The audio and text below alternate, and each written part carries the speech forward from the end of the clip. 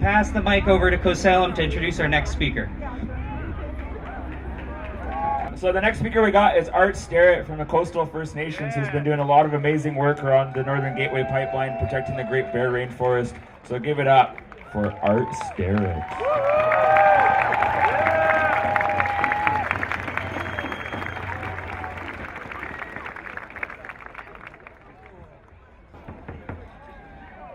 Wow, what an amazing turnout.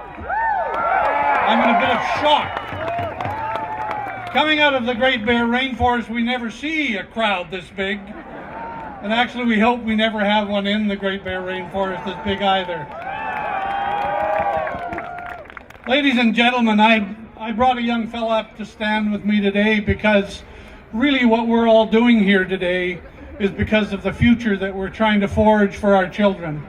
I have 16 grandchildren, and they all live and breathe and hopefully in the future work in the Great Bear Rainforest.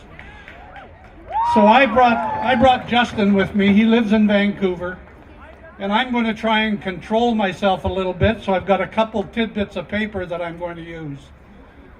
Way, Simgiget, Siganamanana, Lagigiget, Adagabawalsik. Chiefs, matriarchs,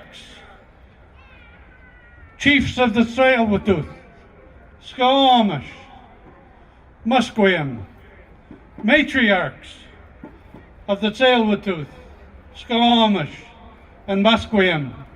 Thank you for welcoming us all onto your lands. It's a wonderful place to be.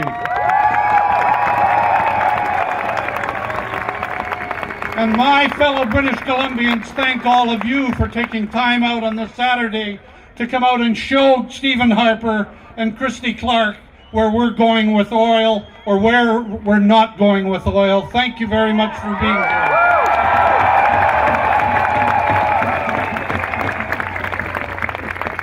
Ladies and gentlemen, the Great Bear Rainforest is home to tens of thousands of First Nations people. We live there. We work there, our culture comes from that area, and we are never going to leave that. And we're elated that you come out here to help us protect an area that we hold dear. Over and above the First Nations that live there, there are 30,000 people who earn a living in that area, who earn a living from the coast of British Columbia. $3 billion in revenue comes out of there annually. That's what this rainforest means to us. This is what the Great Bear Sea means to us. We make our living out of fishing and aquaculture and tourism, and one spill from one tanker would destroy all of that.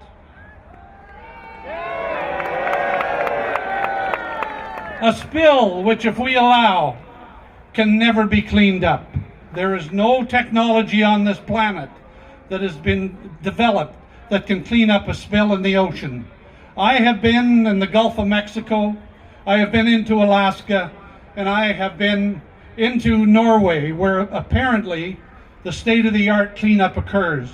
And the people in Norway have told me that they don't know how to clean up oil, even though they live with it every day. So that, ladies and gentlemen, is sending a signal to us about what we must do. Let's not kid ourselves.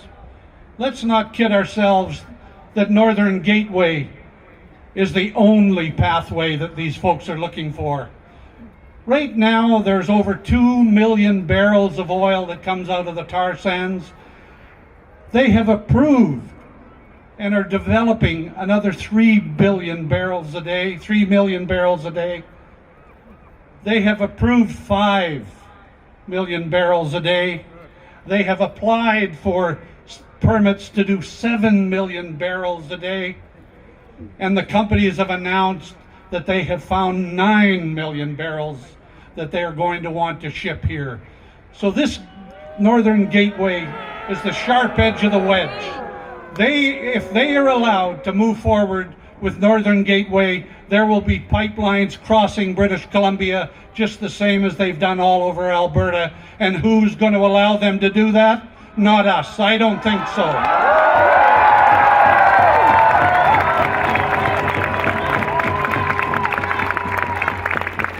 For the first time in history,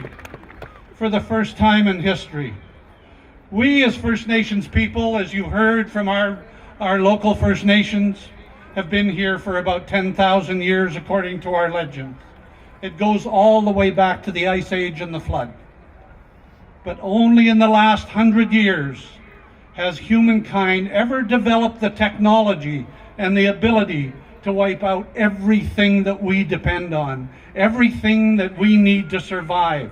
That's what Northern Gateway represents, ladies and gentlemen. If we allow it to happen, that's the path that we're going to be on. Hear, hear. Northern Gateway has already gutted environmental legislation throughout Canada. Our Prime Minister and his colleagues have tried to make a pathway across this country that'll ruin all of our streams, all of our fish, and everything else for what? They say that this is in the national interest. Do you know that this oil that comes out of the tar sands in Alberta represents a mere 2% of the gross domestic product of Canada? How can it be in the national interest? How can it be in the national interest to jeopardize all of the fish and the agriculture and the rivers and the salmon and the ocean in British Columbia so that Alberta can gain a little bit more equity to cover the $6 billion debt that they have because of oil having saturated that province? That's what we're being offered, ladies and gentlemen. That's the new culture that's being proposed for British Columbia.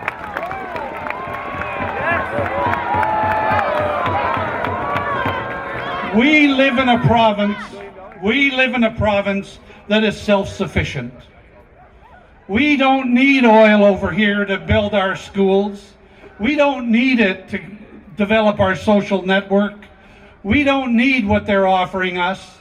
We already have everything that we need. All we need to do is to protect it for the future.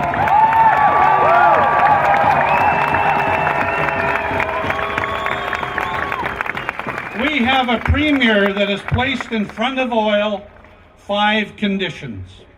5 conditions, she says, before they'll ever be allowed to come through this province. Condition number 1 is that the federal government has to approve this first. Well, we know where they're going with that, so that really isn't a condition. But condition number 2 is a whole different ball of wax. Condition number 2 means that you have to come up with a technology to clean up a spill, to prevent a spill in the ocean environment. That is a condition that will never be met in British Columbia because that technology does not exist on this planet. And therefore, this project is dead based on that condition.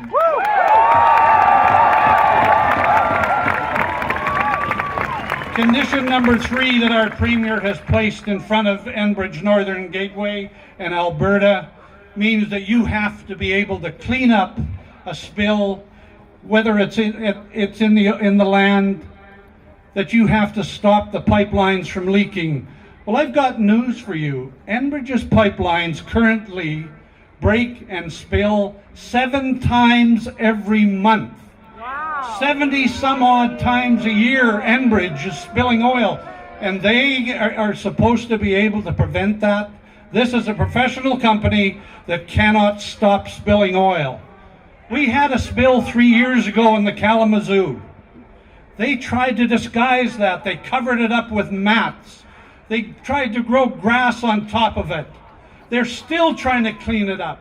The Keystone Cops are in Kalamazoo, Michigan, and they sure as hell ain't coming to British Columbia.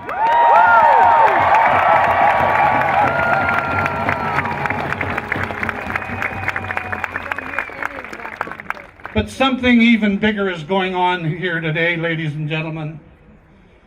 Democracy in British Columbia and in Canada is on trial. Right on. It's on trial, and you're the jury.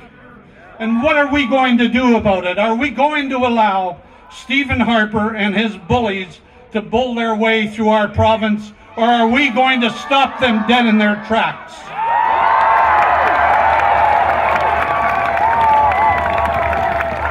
We have 21 Conservative MPs in this province, and if Stephen Harper approves this, those 21 MPs will be in the political fight of their lives, and they're going to lose big time. Ladies and gentlemen, we'll put the run on the last of them in this province if they dare to budge with Northern Gateway.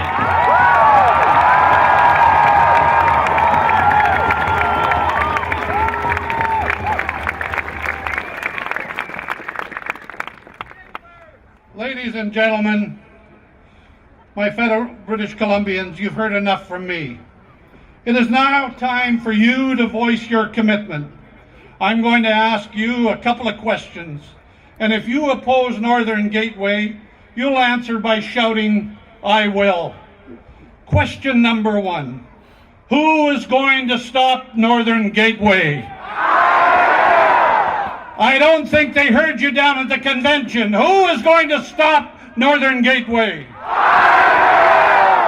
Question number two, who is going to campaign against the 21 Conservative MPs if they approve Northern Gateway?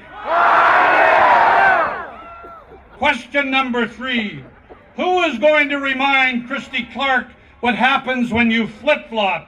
Last but not least, yes, democracy is on trial. Who is going to remind Christy Clark that the last premier that flip-flopped has not been heard from since? Who is going to remind her? I don't think she heard you. That's a lot better. And last but not least, and the most serious of all, who is going to protect democracy in this country? Who is going to preserve it for our children? Who is going to preserve it for our grandchildren? Who is going to do it, ladies and gentlemen? That ain't loud enough. Thank you, ladies and gentlemen, for everything that you stand for. Thank you for your support. Let's take it to the feds. Let's take it to the province.